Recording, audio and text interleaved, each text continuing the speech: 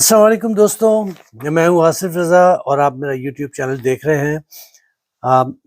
میں نے اس پہ جتنے بھی آرٹیکلز اپلوڈ کیے ہیں، اگر آپ نے نہیں دیکھے تو آپ میرے چینل پہ جا کے آپ وہ میرا آرٹیکل دیکھ سکتے ہیں، سن سکتے ہیں، اور اگر پسند آئے تو ان کو لائک بھی ضرور کیجیے گا، اور ساتھ ہی میرے چینل کو بھی سبسکرائب کیجیے گا، بیل آئیکن کو پریس کیجیے گا تاکہ آپ کو میری جو ویڈیو ہے وہ جیسی میں اپلوڈ کروں آپ تک اس کی انفارمیشن پہنچ جائے۔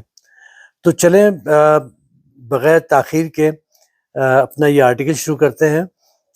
یہ میں نے آرٹیکل لکھا تھا اور یہ کئی ملکوں میں یہ شائع بھی ہوا، انڈیا میں ہوا، پاکستان میں ہوا، یو ایس میں ہوا۔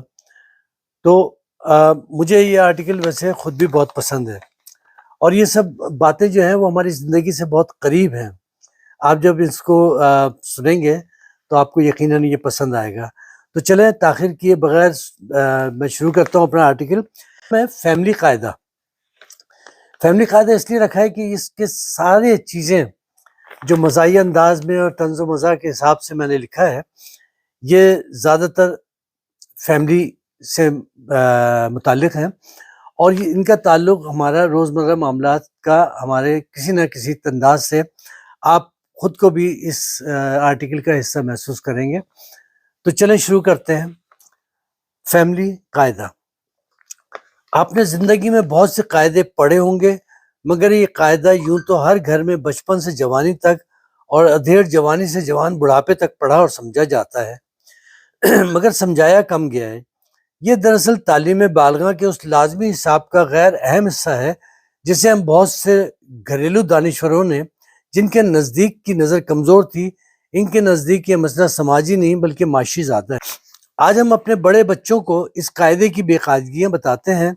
اس سلسلے میں خاص ہدایت یہ ہے کہ جہاں پر کوئی بات سمجھ نہ آئے یا پھر آپ اس سے متفق نہ ہوں تو پہلے اس کو نظر انداز کرنے کی پوری کوشش کریں، اگرچہ یہ سیاسی طور پہ ممکن نہ ہو تو پھر گھر کے کسی بچے سے بطور خاص استفادہ حاصل کیا جائے۔ الف سے آمدنی۔ چند دنوں کے لیے ہر ماہ آنے والے روپے پیسے کو آمدنی کہتے ہیں۔ ان روپوں پر ان کی قیمت بھی لکھی ہوئی ہوتی ہے جس کو ہر لینے اور دینے والا ضرور پڑھتا ہے۔ اس حساب سے ہمارا پورا ملک پڑھا لکھا ہے، مگر اس پر لکھی ہوئی عبارت رزق حلال عین عبادت ہے کوئی نہیں پڑھ سکتا، اور ہماری حکومت اس وجہ سے خواندگی کی شرح میں اضافے کی پوری کوشش کر رہی ہے۔ اس کار خیر میں گلوکاروں کے ساتھ ساتھ بہت سے تعلیمی ادارے بھی کوشش کر رہے ہیں کہ ان کی آمدنی میں اضافہ ہو، یعنی زیادہ سے زیادہ تعلیم مہنگی ہو، کیونکہ ہمارے ملک میں سستی چیز کی کوئی کوالٹی نہیں ہوتی، اور پھر وہ دیر پا بھی نہیں ہوتی۔ اسی لیے تو کہتے ہیں سستا روئے ایک بار، مہنگا روئے بار بار۔ ویسے اگر نصیب میں رونا ہی لکھا ہے تو کوئی بار بار روئے یا ایک بار، اس سے کیا فرق پڑتا ہے؟ آمدنی آپ کی وہ واحد چیز ہے جس میں خود آپ سے زیادہ آپ کے آفس دوست احباب دلچسپی لیتے ہیں۔ ماضی، حال اور مستقبل کی ان کو تمام معلومات ہوتی ہے، اور وہ اسے اپنے نشریاتی رابطے کے ذریعے دوسروں کو بھی فیضیاب کرتے ہیں۔ آمدنی کے بارے میں صرف اتنا جاننا کافی ہے کہ وہ رقم جو مہینے کے شروع میں ختم ہو جائے آمدنی کہلاتی ہے، اور اگر مہینہ ختم ہونے کے بعد بھی معقول رقم بچ جائے اسے اوپر کی آمدنی کہتے ہیں۔ ملازمت میں اس اوپر کی بہت اہمیت ہوتی ہے، جیسے اوپر سے آرڈر نہیں آیا، اوپر والے آج بہت سختی کر رہے ہیں، صاحب اوپر کی منزل پر بیٹھتے ہیں، لوگ ترقی کرتے کرتے اوپر آ گئے، وغیرہ وغیرہ۔ غریب بھی اوپر جاتا ہے مگر ہمیشہ کے لیے۔ ویسے ان اوپر والوں کے خوب مزے ہوتے ہیں، ان کو اوپر سے سب کچھ صاف صاف دکھائی دیتا ہے، اسی وجہ سے وہ اپنے بچاؤ کا بندوبست پہلے سے کر لیتے ہیں۔ الف سے ابو، اکیلا انسان، انکم۔ ویسے تو الف سے اور بھی بہت سے الفاظ بنتے ہیں، مگر آپ کے دماغی معدے کے لیے مضر ہیں، جس سے آپ کو ذہنی بدہضمی ہو سکتی ہے، اس لیے پرہیز ضروری ہے، اور پرہیزگاری کے طور پر فی الحال اتنا ہی کافی ہے۔ بے سے بیگم، بے سے بچت۔ جس طرح دو تلواریں ایک میان میں نہیں سما سکتی، اسی طرح یہ دونوں بھی ایک جگہ اکٹھی نہیں رہ سکتی، اس لیے ان کا ذکر بھی علیحدہ علیحدہ ہوگا۔ بیگم کئی طرح کی ہوتی ہے. شادی سے پہلے دبلی پتلی نازک، شادی کے بعد سب کے سب صحت مند. ان کو پانے کے لیے پہلے کئی سال اسکول، کالج، بس اسٹاپ، تقریبات وغیرہ میں بڑی جستجو کرنی پڑتی ہے، اور پھر ہمیشہ کے لیے گھر لانے کے بعد سخت محنت. بیگم کی جمع خواتین ہوتی ہیں، اور جہاں یہ جمع ہو وہاں صرف زبانی جمع خرچ ہوتا ہے، اصل خرچ سے بھی مہنگا پڑتا ہے. ایک بیگم وہ ہوتی ہے جسے کوئن کہتے ہیں. یہ کنگ کے بعد اور جیک سے پہلے آتی ہے. کبھی کبھی تو یہ اپنے ساتھ مال و دولت بھی لاتی ہے. ویسے پہلی والی بیگم کے ساتھ ذرا یہ کم ہی ہوتا ہے. ہمارے یہاں چار کی اجازت ہے، شاید اسی وجہ سے لوگ اس کو چاروں خانے چد بھی کہتے ہیں. کھانے کا مطلب ہم پوچھ کے بتائیں گے. بے سے بچت پہلے یہ عام تھی، اب مہنگی ہونے کی وجہ سے انمول ہے. اس کے دو بڑے دشمن ہیں. سب سے بڑے دشمن کا نام بجٹ، اور اس سے بھی بڑے دشمن کا نام بیگم ہے. یہ دونوں بے سے شروع ہوتے ہیں اور قرضے پہ ختم ہوتے ہیں. پے سے پیسہ، زندگی کا دوسرا نام پیسہ ہے. یہ زندگی کی گاڑی کا ایک پہیہ ہوتا ہے. یہ ہوگا تو گاڑی چلے گی. یہ بھی گول ہوتا ہے اور پہیہ بھی گول. یہ نہ ہو تو انسان کا بوریا بستر بھی گول ہو جاتا ہے. پیسہ جوان ہو جائے تو روپیہ بن جاتا ہے. ہر شخص اس سے پیار کرتا ہے، مگر یہ بہت کم کسی سے وفا کرتا ہے. یہ ذرا عیش و آرام کا شوقین ہوتا ہے، اس لیے غریبوں کے پاس کم آتا ہے. یہ اپنی رنگین مزاجی کی وجہ سے بہت مشہور ہے. اس کے دم سے راتیں جاگتی ہیں. یہ جیب گرم کرنے کے فن میں بھی ماہر ہوتا ہے، اور اس میں ہر کام کرنے اور کروانے کی خاصیت بھی ہوتی ہے. مارکیٹ میں اس کی ڈپلیکیٹ کو بھی بڑی پذیرائی ملتی ہے. اسے لینے والے اگر غلطی سے پکڑے جائیں تو اس کو دے کر چھٹ بھی سکتے ہیں. ہر کوئی اسے چاہتا ہے، چاہے یہ سفید ہو یا کالا. اس کی تلاش میں زیادہ تر لوگ صبح سویرے نکلتے ہیں اور شام کو تھکے ہارے گھر لوٹتے ہیں، جبکہ کچھ رات کو نکلتے ہیں اور ایک آدھ گھنٹے میں ان سے کہیں زیادہ کما کے لوٹتے ہیں. اس میں کاٹنے کی زبردست طاقت ہوتی ہے. بڑے سے بڑے مضبوط رشتے کو گاجر مولی کی طرح کاٹ کے رکھ دیتا ہے. اس پیسے کی وجہ سے آج بھی ہمارے ہاں جوائنٹ فیملی سسٹم کا رواج ہے. یہ دوسری بات ہے. بٹوارے کے ساتھ ساتھ سب کے راستے بھی الگ الگ ہو جاتے ہیں. یہ ہماری دنیا کا بے تاج بادشاہ ہے، اور تاج والا بادشاہ بھی اس کا محتاج ہوتا ہے. تیسے تتلی، یہ بہت خوبصورت ہوتی ہیں، مختلف رنگوں میں رنگی ہوئی ہوتی ہیں. عموماً شام کو باغ میں نظر آتی ہیں. بہت سے لوگوں کو اس کا بہت شوق ہوتا ہے، اور وہ اس کو اپنے گھر لا کے سجاتے بھی ہیں. پہلے دنوں میں بچے ان کو پکڑتے تھے، اب بڑے بچے بھی ان کو پکڑنے کی کوشش کرتے ہیں. یہ بہت تیز اڑتی ہیں، اس لیے مشکل سے ہی کسی کے ہاتھ آتی ہیں. زیادہ عمر کے لوگ بھاگ دوڑ نہیں کر سکتے، اس لیے ان کو دور سے دیکھ کر ہی دلی دل میں خوش ہوتے ہیں. سے سمر، سمر کے معنی ہے پھل. محنت کا پھل میٹھا ہوتا ہے.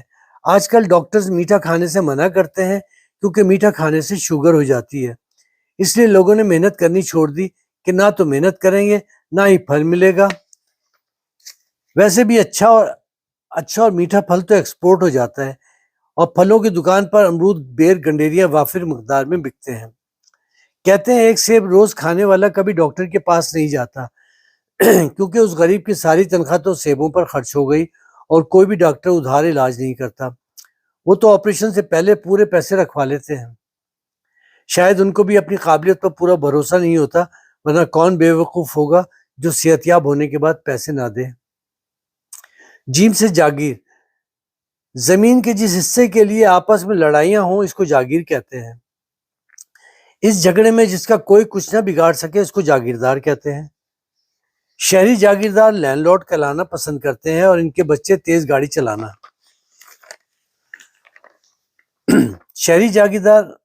شہروں میں جاگیر کو جائیداد بھی کہتے ہیں. جائیداد کو محبت کی روح بھی کہا جاتا ہے، اور روح کے بغیر جسم بے جان ہوتا ہے. جائیداد تمام گھر والوں کو محبت سے رہنے کی ایکٹنگ سکھاتی ہے. چھوٹے بڑوں کا احترام، اور بڑے چھوٹوں سے شفقت کا بھرپور دکھاوا کرتے ہیں. پہلے زمین پر بوئی جانے والی فصل کو سب بھائی مل کر کاٹتے تھے. آج کل لوگ فصلیں کم اور جڑیں زیادہ کاٹتے ہیں. کبھی ان کے نہ ہونے پر ناراضگی ہوتی تھی، اب ان کے ہونے پر جھگڑا ہوتا ہے. اللہ جانے اس کا ہونا اچھا ہے یا نہ ہونا. 6 سے 4 دیواری، گھر کے چاروں طرف بنی ہوئی دیوار کو 4 دیواری کہتے ہیں. یہ صرف مکانوں میں ہوتی ہے. فلیٹ چاہے محل جتنا بڑا کیوں نہ ہو، اس کی 4 دیواری نہیں بنائی جا سکتی. خالی پلاٹ پر بنی چار دیواری میں آپ کچھ بھی پال سکتے ہیں، مگر اگر اس چار دیواری کے اندر کمرے بنے ہوں تو پھر اس میں آپ خود کو بھی پال سکتے ہیں۔ خالی پلاٹ پر آپ مرغیاں پال سکتے ہیں، ان سے انڈے، پھر چوزے، پھر مرغیاں، پھر انڈے، پھر ان سے مرغیاں، پھر یوں آپ برابر کا پلاٹ بھی خرید سکتے ہیں۔ ایسے حویلی، یہ بھی جاگیر سے ملتی جلتی قسم ہے۔ پرانے اور بڑے مکان کو پرانے اور بڑے لوگ حویلی کہتے ہیں، کیونکہ اب پرانے لوگ نہیں رہے، اس لیے حویلی کا نشان بھی ختم ہوتا جا رہا ہے۔ انڈیا سے ہجرت کر کے آنے والوں کی اکثریت وہاں کی حویلی میں ہی رہائش پذیر تھی، ایسا وہ بتاتے ہیں، ہم تو بعد میں پیدا ہوئے ہیں۔ آج کل بڑے مکان کو بنگلہ کہا جاتا ہے، ویسے تو 60 گز پر بنے ہوئے مکان کو اسٹیٹ ایجنٹ بنگلہ کہتے ہیں، اور کچھ سپر لگژری بنگلہ، شاید قیمت بڑھانے میں مدد مل جاتی ہو۔ پل سے ادھر رہنے والوں کے بنگلے بیگمات کے نام ہوتے ہیں، اور ادھر رہنے والوں کے عموماً بینکوں کے نام۔ کچھ لوگ اپنے خون پسینے کی کمائی سے بناتے ہیں، تو کچھ دوسرے کی۔ اس کو بنانا جتنا مشکل ہے، اس سے زیادہ اس کو سنبھالنا، اس لیے بہت کم لوگ اس کو بناتے ہیں۔ خیز خاندان، سال 6 مہینے میں ایک چھت کے نیچے جمع ہونے والے بہت سے لوگوں کے اس گروہ کو خاندان کہا جاتا ہے، جس کی وجہ سے یہ سب ایک جگہ جمع ہو سے خاندانی جھگڑا کہتے ہیں۔ خاندان کے 2 حصے ہوتے ہیں، ایک کو ددیال، دوسرے کو ننیال کہتے ہیں۔ ان دونوں خاندانوں میں بڑی محبت ہوتی تھی، یہ چند ہزار سال پہلے کی بات ہے۔ دونوں ایک دوسرے کی پوری خبر گیری رکھتے ہیں۔ عموماً خاندان میں ددیال کی دادا گیری چلتی ہے، جو ننیال والوں کو سخت ناپسند۔ وہ داماد پر قبضہ کر لیتے ہیں، بس اسی بات پر ساس بہو میں ٹھن جاتی ہے، اور پھر کرائے کے مکان میں ایک نئی خاندانی حکومت جنم لیتی ہے، جس میں عموماً شام کو تالا پڑا ہوتا ہے۔ دادا، نانا، دادی، نانی، یہ یوں تو گھر کے سربراہ تصور کیے جاتے ہیں، مگر ان کی حکومت کاغذی ہوتی ہے۔ دونوں کے فرائض بہت حد تک مماثلت پائی جاتی ہے، ان سے بھاری کام نہیں لیا جاتا۔ زیادہ تر یہ لوگ بچے سنبھالنے کا کام کرتے ہیں، اور ان کو بگاڑنے کا سہرا بھی وہ انہی کے سر باندھتے ہیں۔ گھر کے تمام فیصلے یہ کرتے ہیں، جس سے اختلاف کرنا ہر کوئی اپنا پیدائشی حق سمجھتا ہے۔ یہ اپنے لیے کم اور دوسروں کے لیے زیادہ جیتے ہیں۔ ان کو خاندان میں بہت عزت و احترام سے کیا جاتا ہے۔ ان کے لیے گھر میں ایک علیحدہ کمرہ یا کونا مخصوص کر دیا جاتا ہے، تاکہ یہ لوگ دوسروں کے آرام اور تفریح میں مخیل نہ ہوں۔ ان کی موجودگی سے گھر والوں کو بڑی ڈھارس رہتی ہے، کیونکہ جب سب کسی تقریب میں جاتے ہیں تو بچوں کے ساتھ ساتھ ان کے گھر کی بھی حفاظت ہو جاتی ہے۔ ان کی بیماری پر دوا دارو پر کوئی خاص خرچ بھی نہیں ہوتا۔ ہر کوئی بڑھاپے اور بڑی عمر کو مرود الزام ٹھہرا کر بری ذمہ ہو جاتا ہے۔ اپنے حالات پر بہنے والے آنسوؤں کو یہ خود آنکھوں سے پانی بہنے کی لاعلاج بیماری سے منسوب کرتے ہیں۔ اپنے غم چھپانے میں تو ان کو کمال کا درجہ ہوتا ہے۔ سین سے سسر، اللہ کی بنائی ہوئی مخلوق میں سب سے بے بس اور مجبور ہونے کا دعویٰ کرے تو وہ شوہر برادری ہے، اور ساس کے شوہر کو سسر کہتے ہیں۔ یہ گھر سے باہر خاصے باروب سمجھے جاتے ہیں، مگر یہ گھر میں زور سے کھانستے بھی نہیں۔ شادی بیاہ کی تقریب میں تو یہ دور سے ہی پہچانے جاتے ہیں۔ عموماً لیڈیز سائڈ کے قریبی ٹیبل پر بیٹھے ہوتے ہیں، بات برابر والے سے کرتے ہوئے کہیں اور ہی دیکھ رہے ہوتے ہیں۔ یہ صرف قریب کے لیے چشمہ لگاتے ہیں، ورنہ دور کی نظر تو خاصی تیز ہوتی ہے۔ اگر شوہروں کی انجمن بنائی جائے تو صدر کے لیے ان سے بہتر امیدوار کوئی نہیں ہو سکتا۔ ساس، 2 یا 2 سے زیادہ نوجوان شادی شدہ لڑکیاں جس عورت کے بارے میں دانت پیس پیس کر باتیں کریں، اس عورت کو ان کی ساس کہتے ہیں۔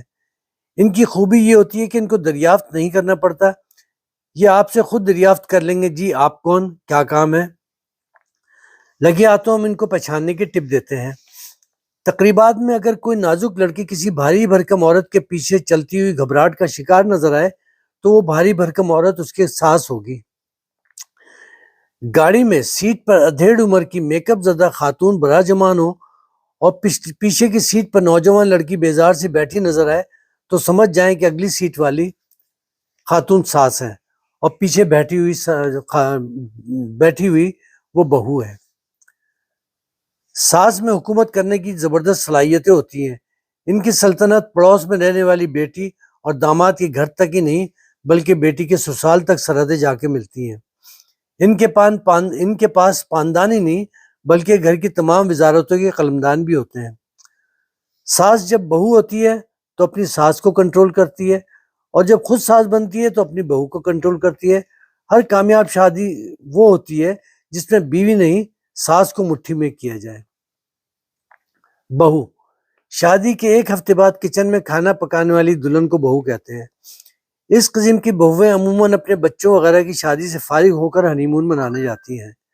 کچھ اپنی ساس کو اور سب کے سامنے امی جان اور بہت سی ان کو وبال جان سمجھتی ہیں۔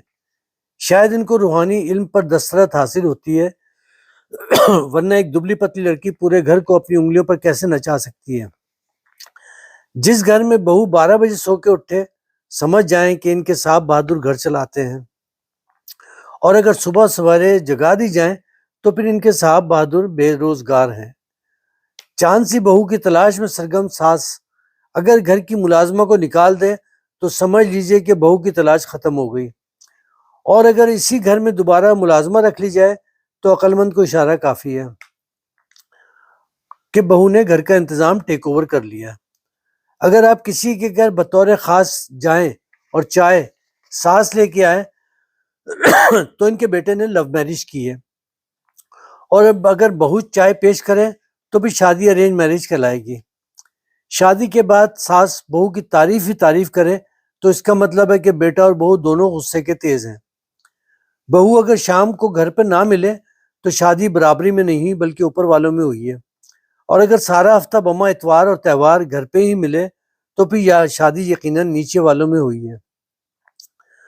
داماد، سسر اور میکے کے درمیان بٹے ہوئے شخص کو داماد کہتے ہیں۔ شادی کے بعد یہ نہ گھر کا رہتا ہے نہ ہی آفس کا۔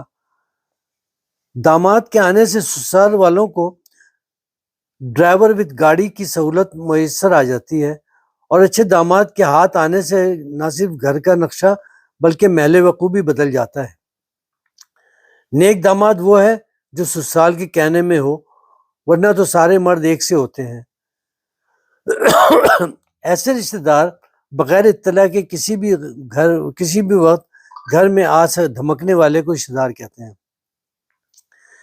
ان میں سے جن کو بغیر کھانا کھلائے آپ جانے نہ دیں ان کو امیری رشتہ دار کہا جاتا ہے، اور باقی زیادہ تر تو میکے والے ہوتے ہیں۔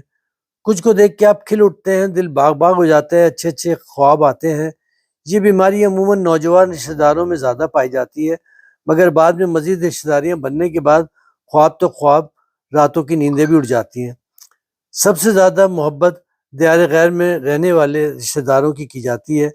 لوگ رات 3 بجے ٹیکسی رکشہ تلاش کر کے ایئرپورٹ پہنچ جاتے ہیں، پھر ان کی وہ درگت بنتی ہے کہ مہمان تو مہمان، میزبان بھی بعد میں شکرانے کی نمازیں پڑھتے نظر آتے ہیں۔